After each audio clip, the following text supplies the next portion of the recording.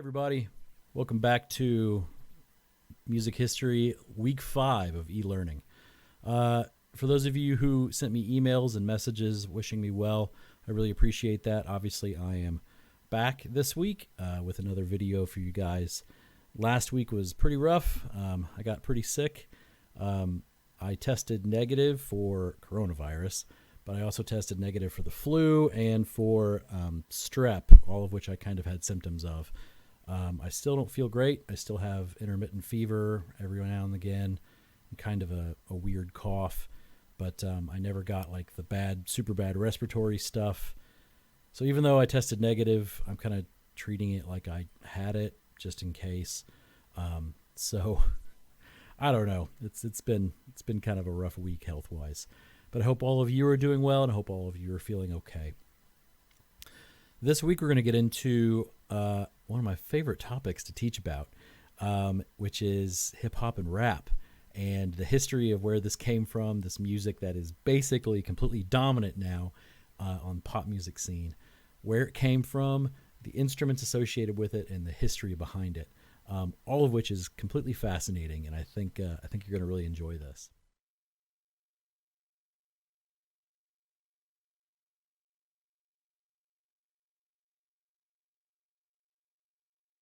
Our first topic, as it usually is going to be all about instruments. And we're going to only focus on 3 instruments this time around, but there's a lot of stuff to unpack here. So we're actually going to go through this kind of slowly. And this is going to be mostly all we're going to talk about this week are the instruments, and then there'll be a few other little topics. We'll get a lot more into the people and the history next week. So the best place to start here is with turntables and mixers. And unlike the past weeks where I've asked you to go out and watch a video, then we come back, this one is actually special enough that I need to kind of talk you through it.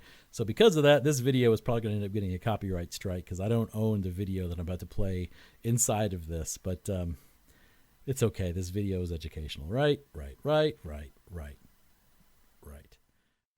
Okay, so I've got a video pulled up here for you guys that we're going to kind of watch together. I'm going to break it down for you and kind of explain what's going on. So I love this video. It's a little outdated. It's almost like 10 years old. It was posted on YouTube it was posted on YouTube like 10 years ago. Who knows how old the thing is. It's a weird mix up here. We got a violin player who's actually very, very good. Excuse me. And we got a guy playing turntables. All right, so this is where I got to start. So when people think about being a DJ, what they really mean is they're a disc jockey, somebody who spins records in the same way that like a horse racer, a horse jockey, like races a horse. And it's kind of a funny term. It seems kind of outdated, but when you see a really good DJ doing this and what they're actually doing, you start to understand that it is kind of a race. It is really kind of an athletic thing because it's not like just, oh, cool, I know what a DJ does. They just make the wicka, wicka, wicka sound, and that's it. It's not it at all, actually. There's a whole lot more to what this guy is going to do to make this thing work. And that's what I want to explain to you. So first off, let's talk about his equipment. So he has 2 turntables in front of him, and both of those turntables have records on them. And you're going to see that he's going to very frequently take a record off of one of them and put another record on the other side. He's sure he's got a big old giant milk crate full of records down there that he's already got sort of set and ready to go. And he has in between them, it's a little bit hard to see, but there's kind of a black box in between the 2 record players. I'm going to be coughing a lot. You have to forgive me, guys. Sorry. That black box in between the 2 record players is a mixer. And just like the mixer that I've shown you guys in class before, that allows you to mix the sounds from 2 different sound sources. So he can very easily take the sound from one record player and send it out to the speakers, which is what we're hearing. Or he can take the other record player and send it out to the speakers, and that's what we're hearing. Or he can mix the 2, so we can hear both of them kind of at the same time. Or he can make one a little quieter, one a little louder, and go kind of back and forth like that. That's a really important thing. The fader, which is what allows him to switch between which record you're hearing, is sort of right in the middle between the two records and faces each of the records. And you'll see that with his hand, he's going to move back and forth on that fader to kind of change which record that we're hearing. The other really important piece of equipment that he has on is a pair of headphones, kind of like what I've got on. And people talk about, oh, you must be a DJ because you've got these big over-ear headphones. And that's got to be what you are. Well, you do actually need a big pair of headphones in order to be a DJ. Now, and the headphone part of it is actually really important if you know what they're for and what they're doing. And this gets into something called cueing, which is spelled C-U-E-I-N-G. When you cue a record, that means that you are listening to the record in the headphones, but not in the speakers. So on the mixer, he can cue up a record and hear it and only it in the headphones, while the people out here in the rest of the world can't hear what he's listening to. This allows the DJ to have one record going, playing music that everybody's listening to, while he is literally finding his place on another record. This is what makes this so crazy. Records, if you've ever seen a record before, they don't have like a track listing on them. They have grooves. They have dark grooves, and you can kind of see where one song ends and where the other one begins because the record will have a groove. You know what? I should just go get a record. Hold on, I'll be right back. So I got a record here for you. This is Stevie Wonder's Talking Book. This is a great record. This is the one that has Superstition on it, for those of you who know that Stevie Wonder tune. So when you're looking at a record, and I'll kind of put this up here to the camera so you can see. If I catch it in the light, you can see where those, they look light. They look lighter. They kind of look like white. And the way the camera, with the way the light's reflecting all of them. Those kind of breaks, those separations in the darker grooves, those are where one track starts and the next track begins. So you can set down the record needle in between or right on top of that groove and know that you're going to catch the beginning of that song. Or if you're really good, you can say, oh, I know the first track on this album is Superstition. And if I want to get Superstition, cool. Then I can put my record needle way out here on the very edge of the record, right out here. And the very first thing I'm going to hear is Superstition. Because records are played from the outside in, by the way. But if you're really, really good, you can say, well, I know that, the part of Superstition that I want is about, I don't know, a third of the way in. Well, then you can look and say, okay, well, there's the next track separation. So what if I just put my record needle down about a third of the way in on this record? That'll get me close to the right spot. You have to do all that visually with a record. You can't do that. You can't do that just by guessing. You have to do it by listening or by watching and looking at where you're putting the record needle down. But obviously that's not very precise. So in order to get exactly the right spot you want, you have to listen to it with a pair of headphones queued up to allow that one record to be moved around. And you'll see the DJ do this. He'll start spinning a record with his hand to get exactly where he wants in the spot, exactly where he wants in the spot in the music. Now, all that has to happen while there's another record still being played out to the audience. So you need a big pair of headphones that isolate you from what you're already playing out in the audience, because you've got to find the next spot in the record that you're going to play for them. So you're constantly, as a DJ, going back and forth with this, hey, here's what everybody else is listening to. Okay, here's what I'm listening to, and going back and forth with all of this. So that's the four basic parts: 2 turntables, a mixer, and a big old pair of headphones. Now I'm going to talk you through exactly what this guy is doing as we listen to this. So I'll stop and start along the way, and I'll demonstrate exactly what he's doing. Here we go. So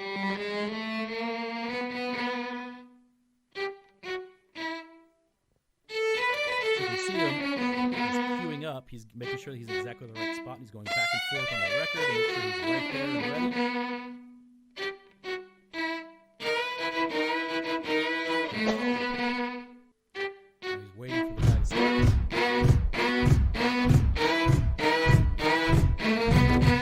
What he was is he was backing up to play that same first note, boonsh, boonsh, boonsh, and he was backing the record up and then letting it move forward again. While he was backing it up, he actually changed the mixer so you didn't hear the sound of it playing backwards. You only heard the sound of it going forwards. So even just for that first little moment, he was already kind of doing some trickery to make it sound cooler. So now the record player on our right is going, and we're just listening to whatever it's playing. Now he's on the left record player and finding exactly the spot for the next part.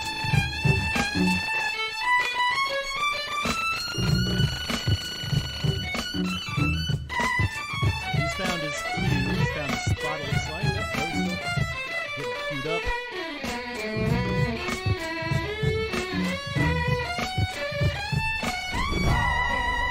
Cool. Now he just switched records over. So he just went from one record straight into the other. And it was exactly in beat and on time. That was possible because he knew exactly where the moment was that he wanted, where it was the tempo he wanted, and it was in time with what the violin player was playing. So now we're hearing the record player on the left-hand side, and he's already going to dig for another record to find to put on the right-hand side.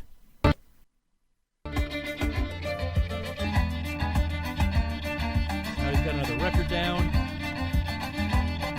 finding his track. Now he's going through and queuing up the right spot.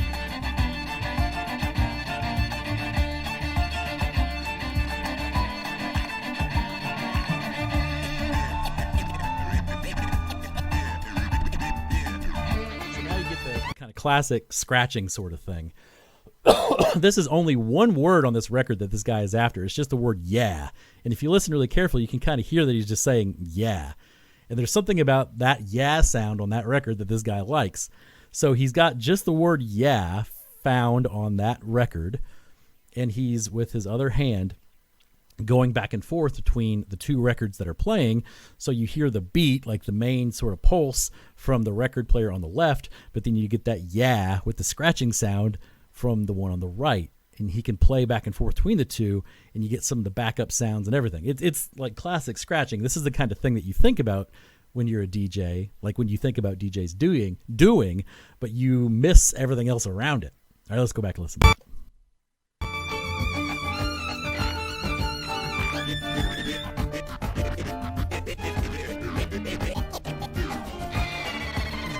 Pitch variation, like he's getting it to go faster and slower by speeding the record up. If you move the same sound past a record faster, it makes it sound higher. If you play the same sound past the same record needle slow, it makes it sound lower.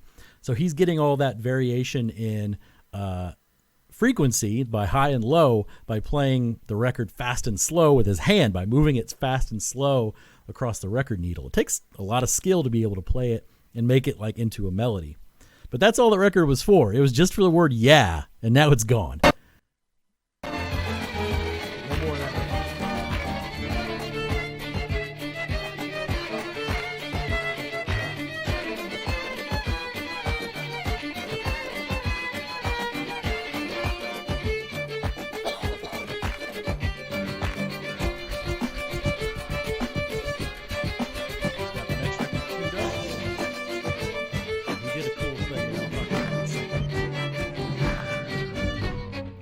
So what he did there is he turned off the motor on the record player on the left. And when you turn the motor off, that means that the record slowly starts to slow down, and you get that kind of whoop, whoop, whoop, whoop sound. So that's how he's getting a dig accelerando. He's slowing down musically with the violin player by turning the motor off on the record player, but still allowing us out in the audience to hear it. He's got the next record queued up on the right-hand side, so let's see what happens.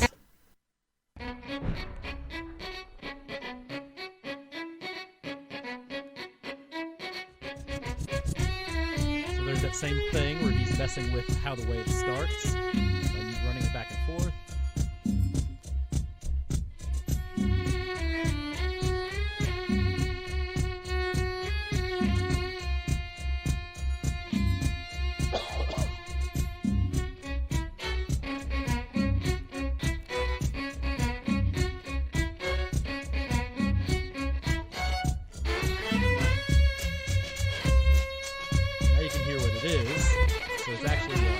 bum bum bum bum bum bum bum bum bum. It's Billie Jean, the bass line to Billie Jean, but really slowed down. So he's playing the record slowly, but it's got to be Billie Jean that he's playing, just for that bass line, for it to sound so kind of slow and mysterious. So again, you can change the speed at which the record is playing back in order to change the way the way the song sounds.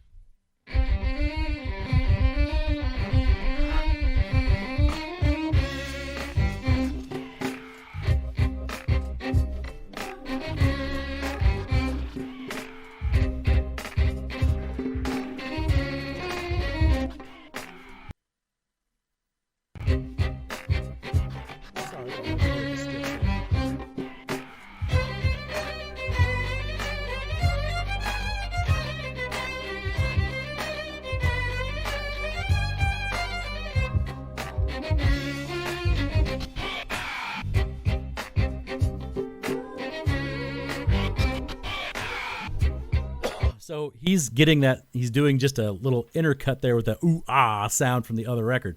So we're listening to the record player on the left. That's the beat that we're listening to.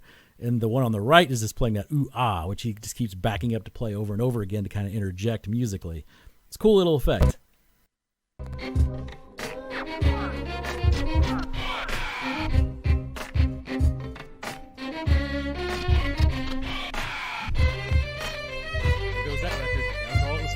Ooh-ah.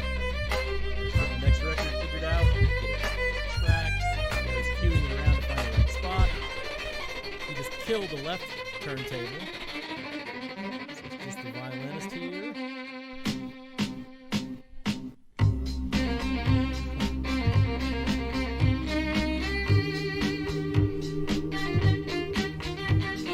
Now we're listening to the right hand record player, but it's finding the next thing he wants in the left one. Cueing it, moving with his hand.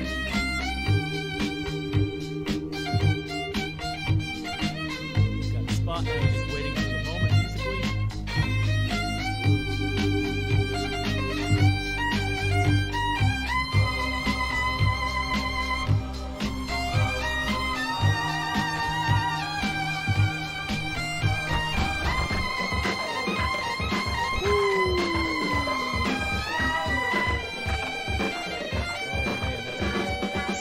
Let me explain what just happened there. So he just turned off the Gnarls Barkley, right, and he let it slow down the way that he did before. So he turned the motor off and let it slow down. But he started the next record while the other one was still slowing down, and he was able to do this both beat matched, so it came in at the right beat, but he's also tempo matching it, and he's paying attention to melodically what it sounds like, because the violin player is still playing crazy in the same key while the DJ just switched songs to a new song that's in the same key and in the same tempo and on the same beat as the violinist. That's really complicated. That was really, really complicated. It was a cool mix. Let's listen to that.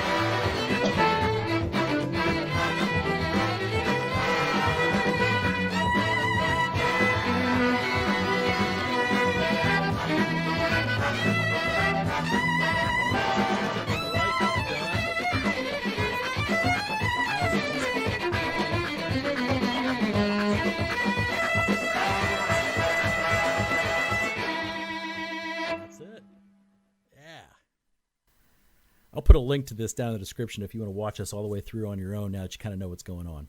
So as you can see, playing a turntable is actually very complicated. Being a DJ is very, very complicated. This is why you see a lot of people nowadays when they DJ, these big shows, they don't use physical turntables anymore. They use computers. You can even get, pads that look like records that allow you to do all the same kind of scratching stuff, but take away the physical record and make it so that you are only, messing with files digitally. You don't see a whole lot of people who actually DJ anymore with physical records, and it's because it's super complicated, and you have to have a huge knowledge of the music that you're playing in order to be good at it. So probably one of the best guys that I know of who's still doing this nowadays is Questlove. He's the drummer for The Roots. It's Jimmy Fallon's house band, but he was a drummer for The Roots way back in the late 80s and 90s when they were just a rap band and really good at it before they went to, live TV and all that.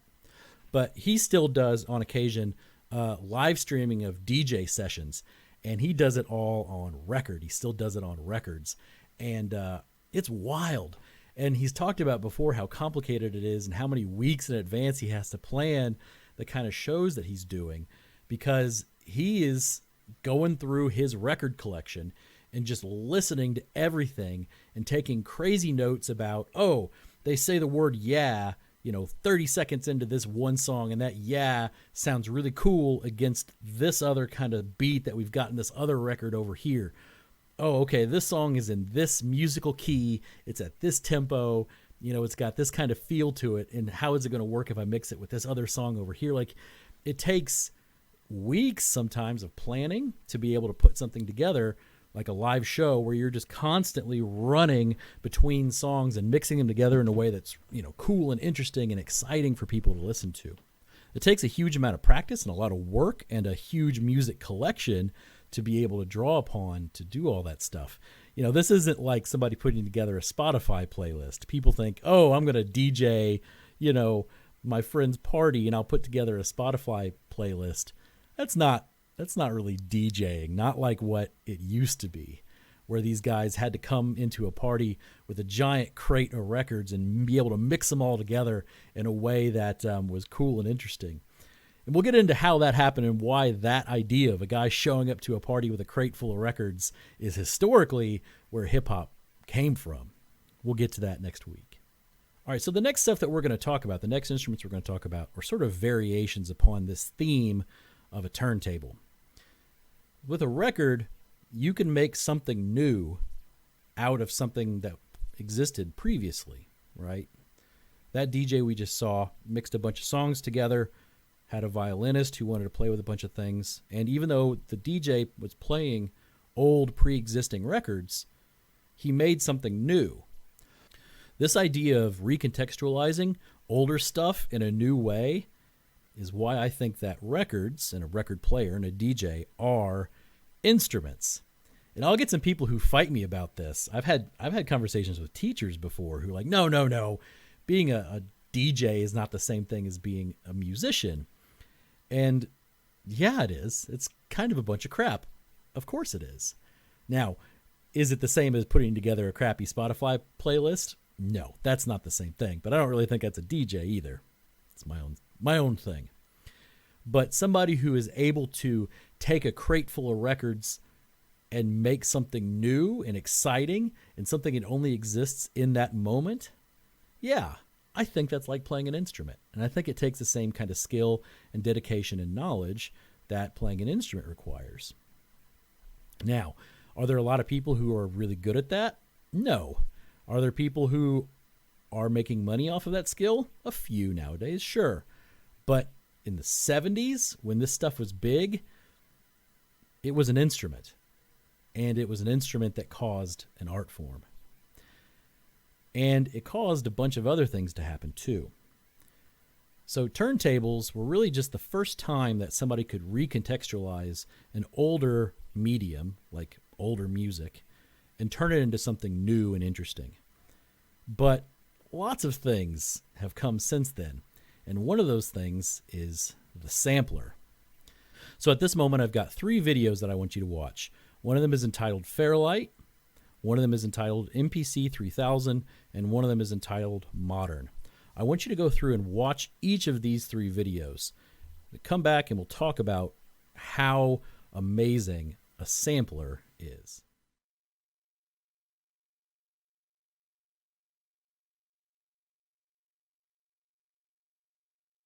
So let's talk about the Fairlight as a sampler. The Fairlight CMI was the first commercially available sampler. And when I say in quotations available, they were incredibly expensive. You already had to be a pretty well-established musician to get one of these things because they were very, very expensive. And you can see from that video that a lot of the people who were using these things were already pretty well-established folks. You know, Herbie Hancock and Stevie Wonder, folks who are already big names in music, were able to get a hold of a Fairlight. One of my favorite things about that orchestra hit sound that they were talking about, they actually left out my very favorite song that uses the orchestra hit as its sample, and that is Mortal Kombat, the Mortal Kombat theme song for the movie that then later on got turned into the one for all the games, is built almost entirely out of that Orchestra 2 hit.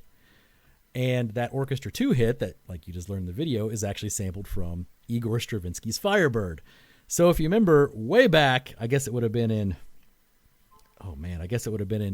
October probably, when we were talking about Stravinsky, and I played the Firebird for you guys, and I stood in the back with a giant devilish grin that you couldn't see because I knew everybody was about to jump, and of course, inevitably, that giant boom hits, and everybody jumps, and I start laughing because I'm a crazy person.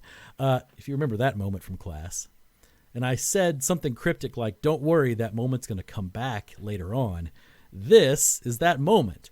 This is that sound that got sampled and turned into all of those other songs that you could hear. The Bruno Mars one is just, the newest one. I'm sure there's been other ones that have come out even since that Bruno Mars song. But my favorite of all the ones, and it didn't get mentioned in the video, is that Mortal Kombat theme song. So I'll leave a link to that down in the description if you want to listen to the Mortal Kombat theme song. So let's talk about the MPC3000. So the MPC3000 and that video about Jay Dilla, super interesting, really tells you a lot about kind of how influential samplers had become by the 90s. And samplers allowed people to take not just a single sound from a song like the Fairlight did, but an entire section of music and slice it up and recontextualize it and do all these kind of crazy things to it in order to create something new and interesting and musical. The number of songs that have been sampled is basically impossible. This is probably a good time to introduce to you a website. So this is the website WhoSampled.com, and I'll have a link to this in the email that I send out to you guys. And I want you to go through this. There's going to be a part of your assignment this week is you actually using this website a little bit. This lists all kinds of stuff. You can find out, different genres of music that have been sampled. That's kind of fun and interesting. Or you can go through and find which songs have been sampled the most. You can do this by what songs are really really popular right now. So if we go in and look at hot artists, so you got Drake, who's here right now, great.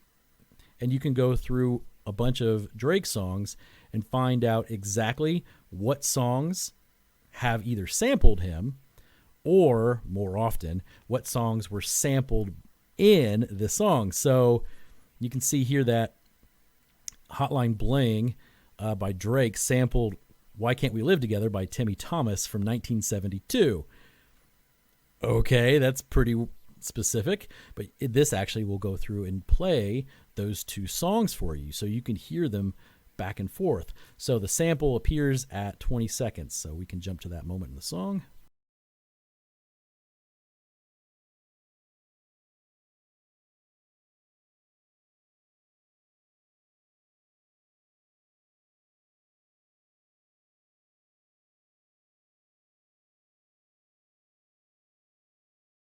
Now here's the thing that he sampled. It's the drum beat. It's been sped up, obviously, in the Drake song, but that's where it came from. It's It's pretty wild, right?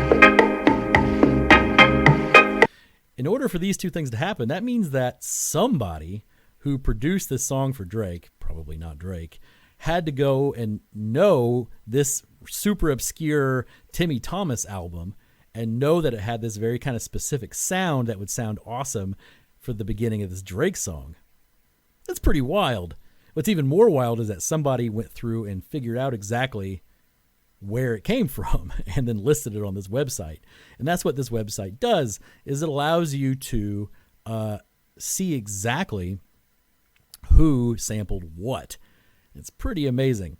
So my favorite spot in here is the most sampled tracks. And one of the songs that's here, the very first song that's here, is Amen Brother, which is a sample that we'll talk about a little bit later. But you can go through here and see all of these songs that have been sampled by other people. And that's pretty awesome. So you're going to need to use this website for one of your assignments this week, WhoSampled.com. And you can just play around on this and find all kinds of crazy stuff. It's a website. It's a lot of fun. And yeah, you can fall into a big musical rabbit hole here, folks.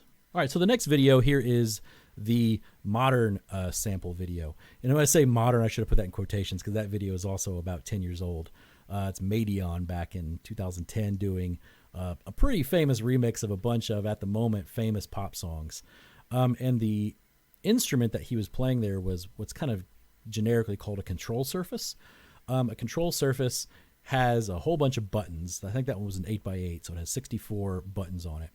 And each one of those buttons are actually what are called triggers or trigger pads that allows you to assign a specific sound or a sample to each one of those buttons. And every time you hit one of those buttons, it triggers or plays that sound in a computer. Now, sure, he could have gone through and just, mixed all that stuff together on a computer and then played it back, and then there you go, you're done. The thing that made Madeon so interesting is that he would actually play, in quotation, play these things live using a control surface. So every single one of the sounds that you were hearing was being triggered by that control surface live. So he was basically playing that song that was a remix of a whole bunch of other songs. It's pretty cool. So all three of those things that you just saw demonstrations of, the Fairlight, the Akai MPC3000, and the modern control surface, those are all really good examples of what a sampler is. Now, there's a thing that always comes up here, and I want to make sure that I get this clear in your heads too, because a sampler is not the same thing as a synthesizer. So a synthesizer is something you might see like a big keyboard, right? It looks like a piano. But when you push a key, it plays back a sound. Now, there are what are called sampling keyboards that have samples built into them that, you play back every time you push a key on the piano. But there are also, much more commonly, synthesizers. And if you just go to, find an old Casio keyboard, you go to a yard sale or something and buy a cheap 80s Casio keyboard for $5, and you turn it on and hit piano sound and push it, you are not hearing a sample of a piano. You are hearing a synthesized piano. Now, what's that mean? A synthesizer is an instrument that attempts to replicate the sound of an instrument. And it does that by roughly reproducing the overtones and sound waves associated with a real instrument. And sometimes synthesizers do that really well. Sometimes synthesizers do this really terribly. And sometimes them doing it really terribly is a part of the effect. It's a part of the sound, right? Synthesizers are kind of their own separate thing, and they're still big. They're still awesome. They're still something that are really popular with a lot of like live playing bands, and have been for about 40 years at this point. But they are different from samplers. Samplers allow you to recontextualize something that already existed, either a pre-existing sound, like we saw with the orchestra hit from Stravinsky's Firebird, or slice up an entire song and recontextualize a song, like we saw with the MPC3000, or in fact mix together lots of different songs and kind of put them together in a new way, like we see with some of the more modern samplers. Those are all samplers and not synthesizers. So it's easy to kind of get those two things confused. So just be careful whenever you're out there in the wild listening to music or watching performances, that you understand that there's a difference between a sampler and a synthesizer, and sometimes that difference can get a little bit blurry. All right, next we've got three videos about drum machines here. So before you watch these, allow me to explain, because you've got the Roland 808 and then the Roland 909 here. And there's lots of drum machines out there in the world, but I've decided to focus kind of just on these two. And really, I'm just focusing on the really famous Roland 808. Now, if you're into pop music, you might have heard of the 808 before. It gets referenced and name dropped a lot in pop music and hip hop and rap music. And it's mostly because the bass drum sound from the Roland 808 is this super famous thing. And if you listen to this with a good pair of headphones or with a big pair of speakers, you'll know exactly what I'm talking about as soon as you hear the 808 bass drop on that first video. So I want you to actually go ahead and listen to the first two Roland 808 videos, and then come back and we'll talk about these things.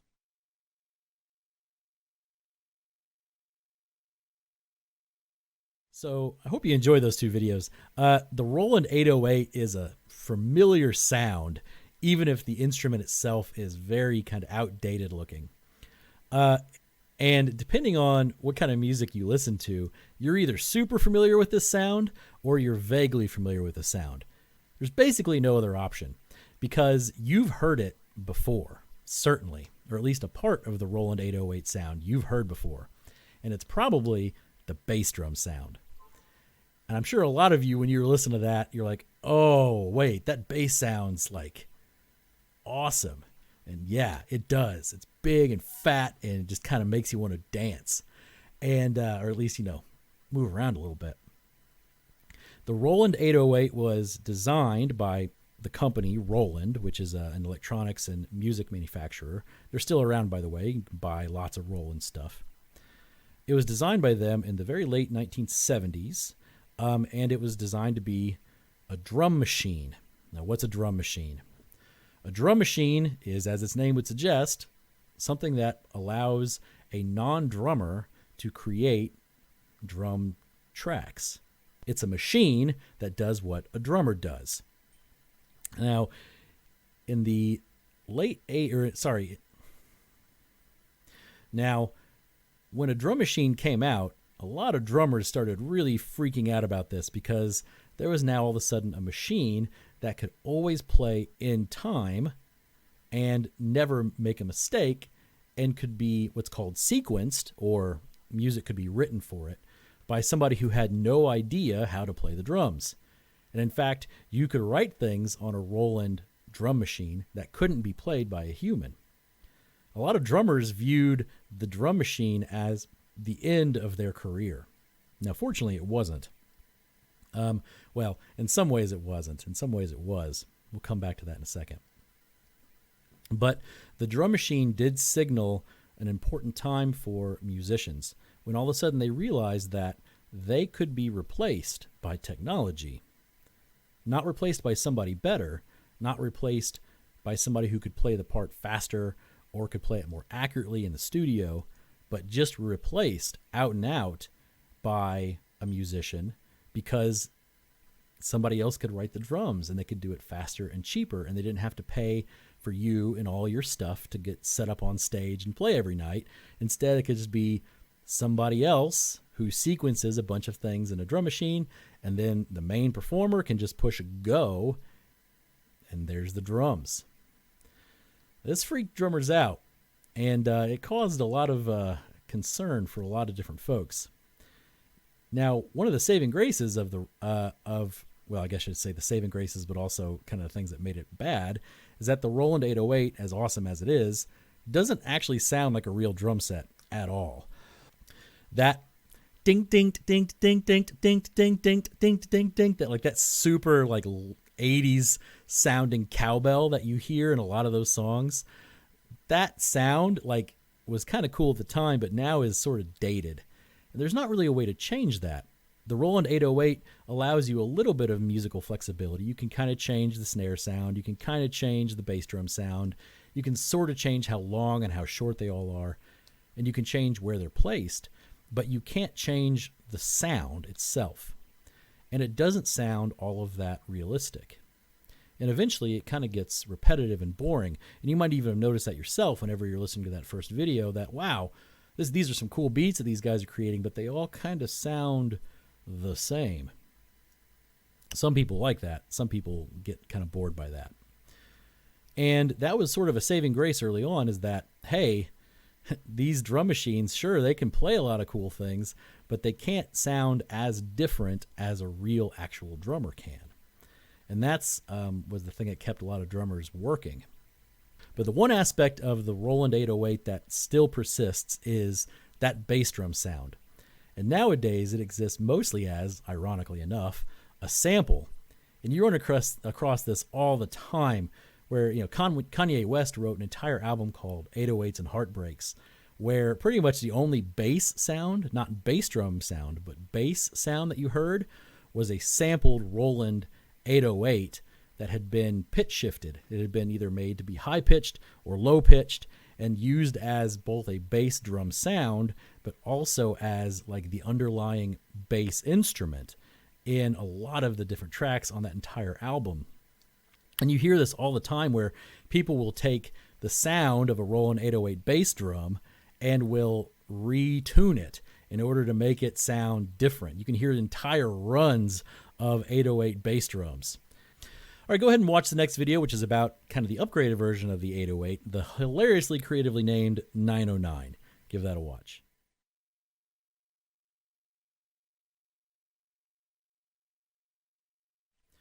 So as you can tell from that video, the Roland 909, which is the updated version of the 808, is a much more capable device.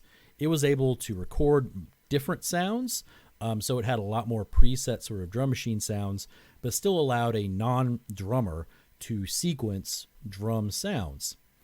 And this is where a lot of drummers started getting really, really scared, because all of a sudden, drum machines could start to play these really perfectly in time, really kind of mechanically perfect drum patterns. And a lot of people, a lot of rappers, a lot of hip-hop producers started using just the Roland 909 and not a real drummer. And this kind of gets things more in context with why producers like Jay Dilla, who actually was a drummer too, was a pretty good drummer, and what he was doing with samplers was a lot more interesting. It's because with a sampler and with a real drummer, you could write music that wasn't perfectly, mechanical. And that idea of not playing what you learned from that video quantized, not locked into a grid, not perfectly in time, was what made a lot of hip hop in the 90s sound so different, is because they were playing beats that was not so perfectly in time. And it's very interesting how like that back and forth between, drum patterns that were like super perfectly mechanical, like what you hear nowadays with a lot of trap music, which is like, drum machine gobbledygook, stuff that's basically unplayable by a human, and also not even really like recognizable. Like it's like, okay, cool, there's 10 hi-hat hits right there in half a second. Cool, I guess. And I get it. I know a lot of people like that. It's just not really my thing. It just doesn't sound like a person is involved. It sounds so mechanical and sort of emotionless and just like programmed by a computer. And that's because it's been programmed by a computer. There's no people involved in the creation of that sound. It's just somebody clicking a bunch of buttons on a computer. Which brings me to, what's a drum machine now, Mr. Smith? Well, a drum machine now is a computer. You can buy entire packs, and it's very, very easy to do nowadays.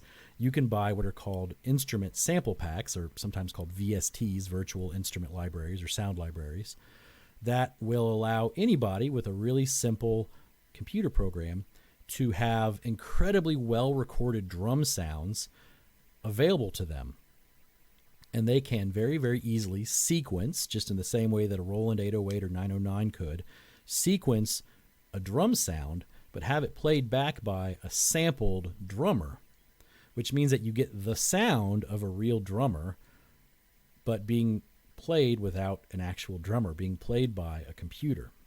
And I can tell you that most of the stuff that you hear on the radio, especially on country stations, but also on a lot of rock stations too, is actually just a computer drummer. And they do it that way because recording drums is really hard, especially in a studio environment. You have to be really good to record drums well in a studio. And it's a lot easier instead to just not record them and instead have a computer do it for you. So a lot of the drums that you hear on records nowadays and on, a computer nowadays and on the radio now is actually all a computer. And so in a lot of ways, the drum machine actually has won. The one place where you still see drummers is really in live music. It's really hard for a drummer to exist in a pop studio nowadays, be that rock or country or hip hop or anything like that, because real drummers are more expensive and more complicated than drum machines or computers. So unfortunately, those drummers way back in the late 70s were right. The drum machine eventually did take their job, which is interesting. So let's talk about the assignment for this week. It comes in two parts. First, the easy part, there's a quick little exit ticket that you can do. Do the exit ticket, get it turned in, done, taken care of. The second part is a little bit more complicated, but only a little bit. I want you to go on to WhoSampled.com and find the craziest or the most interesting or the weirdest example of somebody who an artist that who sampled somebody else, somebody obscure, something else obscure, something that you think is interesting. And I want you to put that in the discussion thread that I have linked on Schoology. I'll give you 5 whole bonus points for doing that. However, you have to first make sure that it's unique. So you have to look through everybody else's and make sure that it's not been taken. And 2, it's got to be something that's actually interesting to you. Don't just go through there and find something weird and be like, oh, okay, here it is. Something that actually is surprising to you. Either a song that you already knew or an artist that you already like.